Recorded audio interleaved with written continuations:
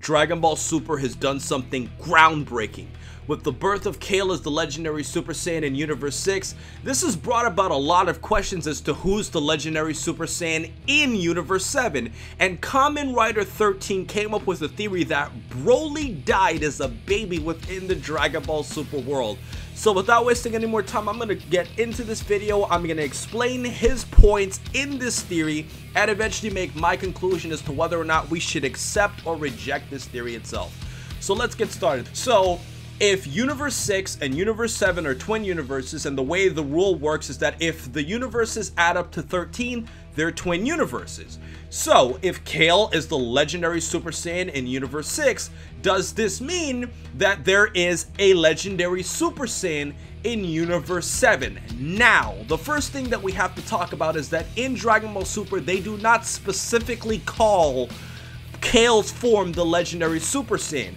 We're calling it the legendary Super Saiyan because we look at what Broly looks like in the Broly movie and saying that if she looks just like Broly, then she has to have that same form. But the characters in Dragon Ball Super haven't called it anything, and that's obviously in part due to the fact that the Broly the legendary Super Saiyan movie is a movie, and Kale and Caulifla and Kaba have no knowledge of Super Saiyans themselves.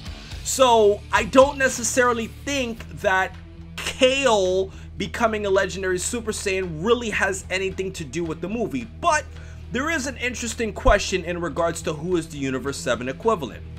But before we get there, let's talk about, the whole legendary Super Saiyan being canon to Dragon Ball Super now. So, what is canon in Dragon Ball Super? This question is gonna make your brain explode, because Dragon Ball Super does not have a set rule on what is canon. The reason being is it's taken elements strictly from the anime, it's taken elements strictly from the manga, and it's also ignored and gone in its own direction from its own Dragon Ball Super manga, which comes out after the episode actually airs in terms of its actual animation. So the fact that the manga is behind the anime obviously is going to cause a rift in what is canon between Dragon Ball Super itself.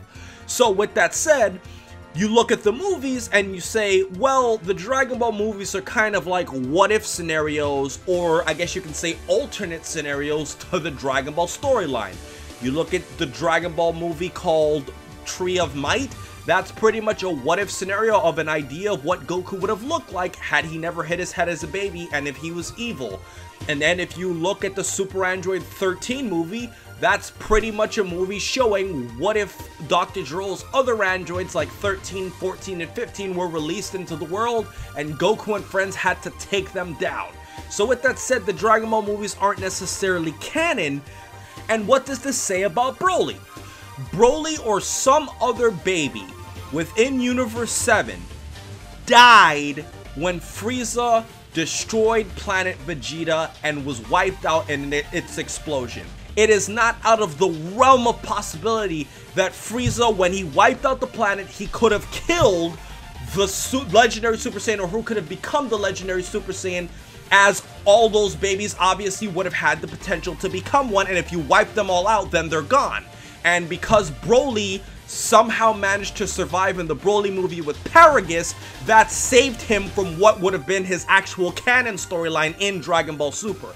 But the other thing that I found interesting about this is because of the fact that the Universe 6 Saiyans are completely different from the Universe 7 Saiyans, and they don't have a genocidal maniac like Frieza literally wiping them out, that means that because the Saiyans are alive, then they exist to show off more transformation. But ultimately, guys, I'm gonna have to reject this theory, and the main reason why is I think it's just too inconclusive, and I just think it's too early to make this statement.